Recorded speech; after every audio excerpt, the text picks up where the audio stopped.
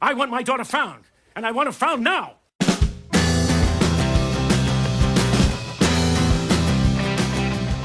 Hello everybody, welcome back to my channel.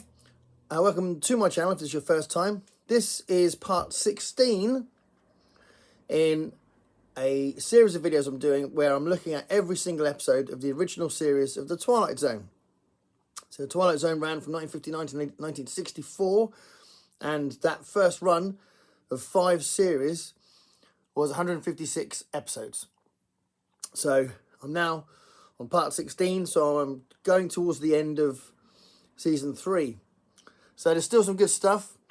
There's a couple of my favourites in this lot, and there's actually one I didn't like, and a couple of others that are just okay.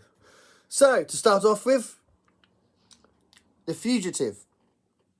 And The Fugitive begins with this opening narration. It's been said that science fiction and fantasy are two different things.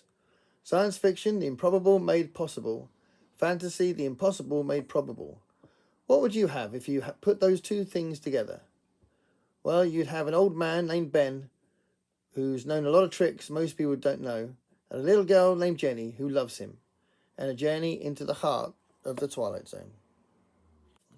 Okay, so The Fugitive is written by Charles Beaumont, and it's about a relationship between a girl and an old man, and they're kind of best buddies, and she's got a sort of braces for one of her legs, so she doesn't. She's disabled, and that's played really beautifully, very subtly, and it's just a really nice relationship between this old man and her. But the mother doesn't approve. She doesn't like him hanging around her. She doesn't trust him. She's not a very nice character actually. The mum, you could tell when the episode develops that she loves the daughter. She's not like horrible, but she's not very nice to the old man. And it's a really simple premise when he's clearly on the run, but he's on the run from aliens, and he has to divulge the fact that he's an alien as well to the little girl. And it kind of runs from there, and it's really, really good. I thought it was a wonderful episode. I thought it was a really nice atmosphere for the whole thing, and it's quite unpredictable as well. You don't know where it's going to go, and there's lots of different beats in the story, and just thought it was really, really sweet. And the central performance from J. Pat O'Malley and the little girl played by Susan Gordon, they do a fantastic job, and they carry the episode beautifully. So yeah, really, really good episode, and actually one of my favourites. Now, okay, so the next one is Little Girl Lost. And Little Girl Lost starts with this opening narration. Missing, one frightened little girl, name Bettina Miller, description 6 years of age, average height and build, light brown hair, quite pretty. Last seen being tucked in bed by her mother a few hours ago. Last heard, aye, that's the rub, as Hamlet put it. For Bettina Miller can be heard quite clearly, despite the rather curious fact she can't be seen at all. Present location, let's say for the moment, in the Twilight Zone. Okay, so Little Girl Lost is a very famous episode, partly because it's been suggested that it was the influence on Poltergeist, and it's written by Richard Matheson. One of the interesting things I found out was that Richard Matheson wrote this based on a true story.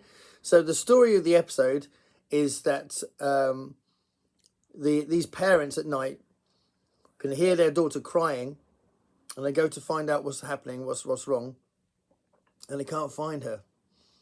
The reason why they can't find her, they're looking around the room, under the bed, that she's crying, saying, help me, help me, help me. And she's fallen into another dimension. And they get their friend over, and the three of them are looking for her, and it's brilliant. It's absolutely brilliant. Really, really good. It holds up today. Every moment in the plot is compelling. The way it's resolved is really, really good, and it works. It just makes a lot of sense. It's just really good, and the acting is brilliant. But yeah, the reason why Richard Matheson wrote it was that one time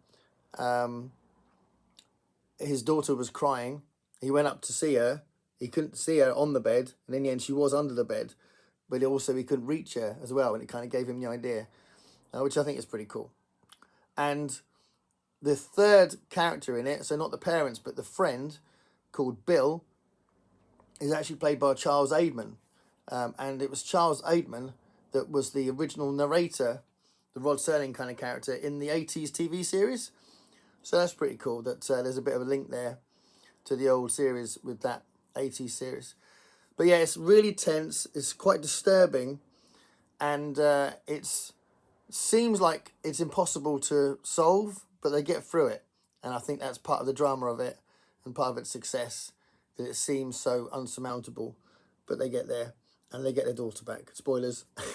But no, it's brilliant. So Little Girl Lost is definitely one of my favourites, definitely one of the best ones, I think. So, you know, so far, good run. 2 episodes that are really, really good.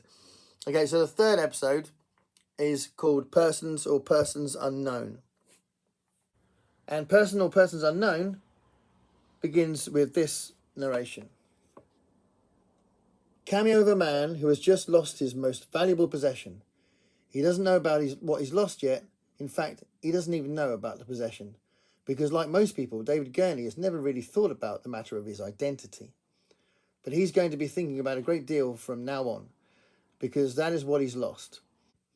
And his search for it is going to take him into the darkest corners of the Twilight Zone. Okay, so Persons or Persons Unknown is written by Charles Beaumont, and it's about a character called David Gurney who wakes up and his wife doesn't recognise him. He's basically, through the what happens in the next sort of 5 or 10 minutes, it's obvious that he's completely lost his identity, and who he keeps saying he is, nobody's accepting that, and they're saying that's not true. You know, that you're not married to this person. This isn't your job. What are you talking about? And it kind of develops from there. His performance is fantastic, so that carries it, especially because they have done this before. So it's a different kind of tone, different atmosphere in the episode. But there was the episode World of Difference, where someone's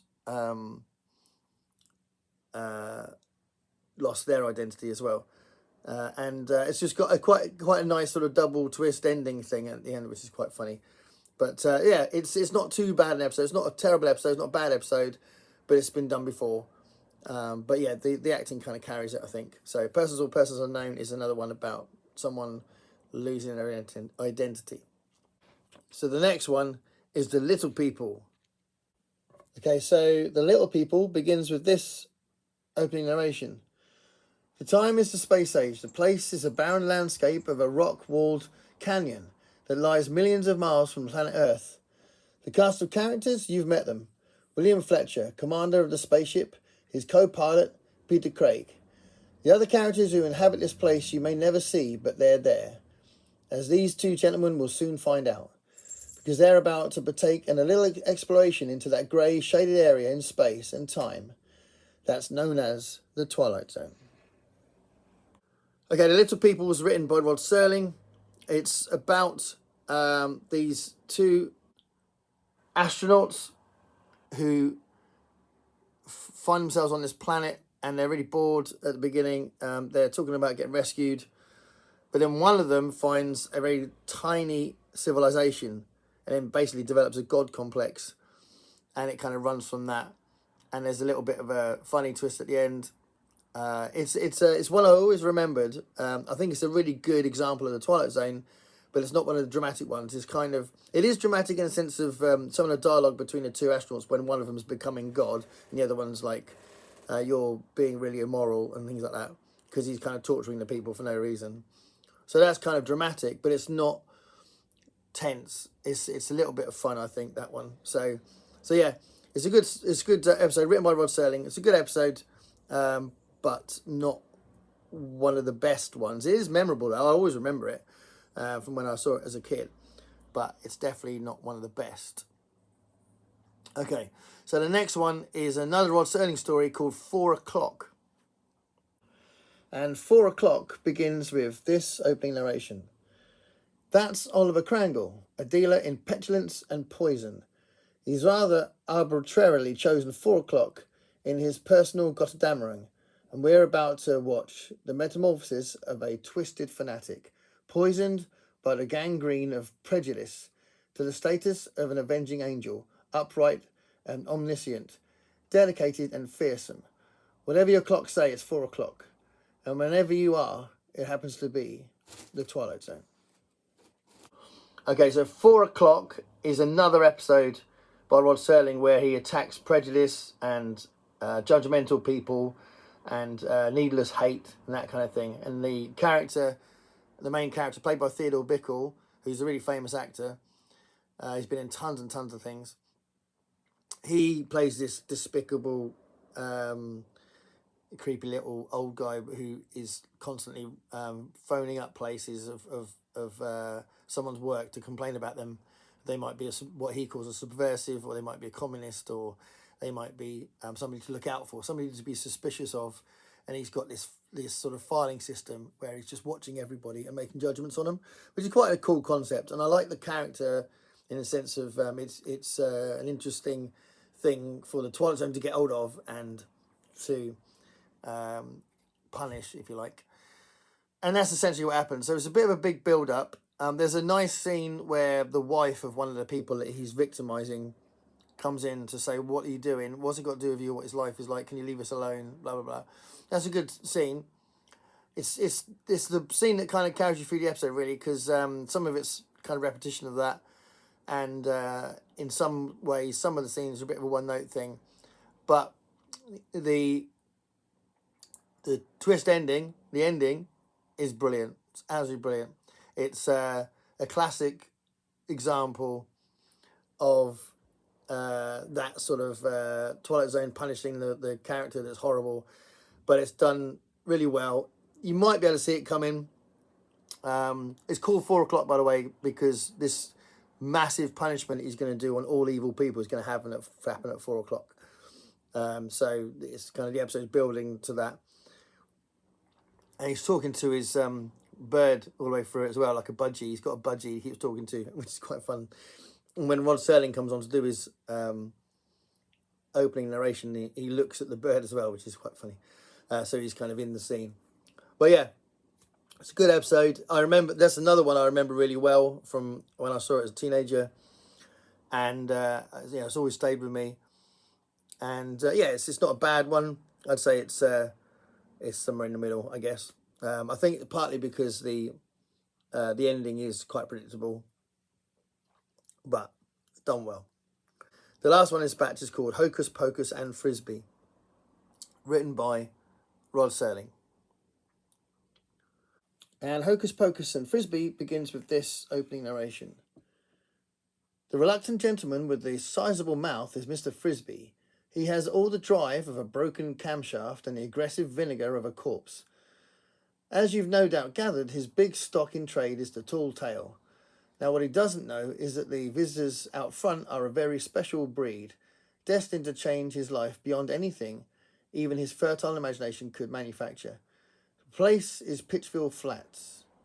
The time is the present, but Mr. Frisby's on the first leg of a rather fanciful journey into the place we call the Twilight Zone. So this is a story written by Rod Serling, but based on a short story by Frederick Fox.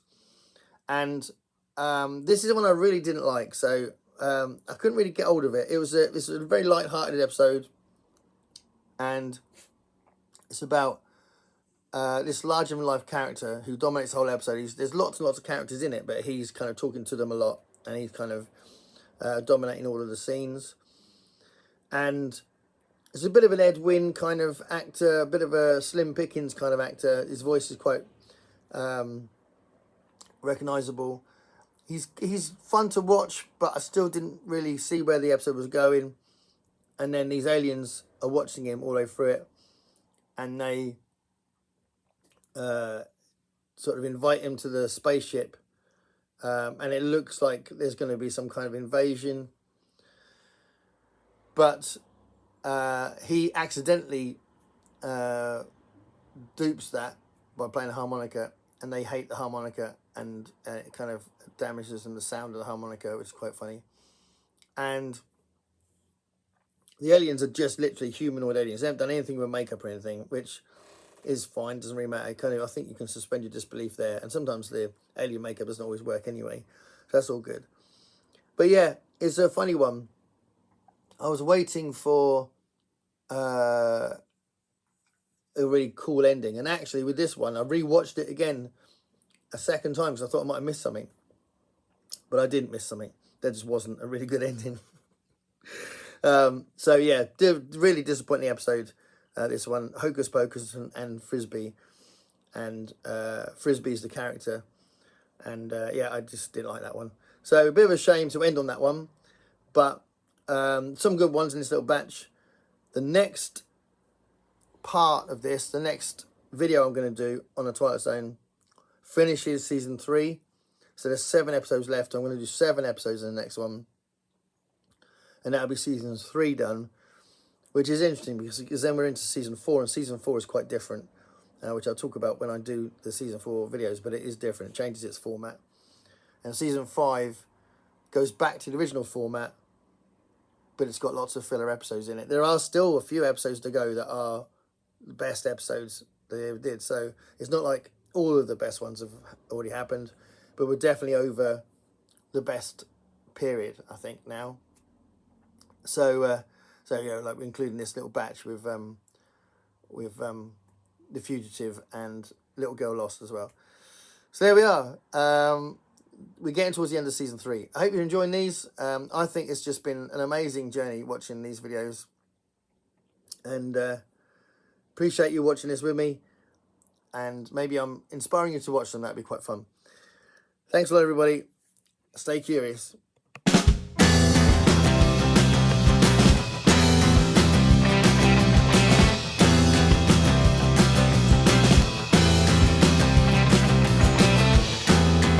Paint me a picture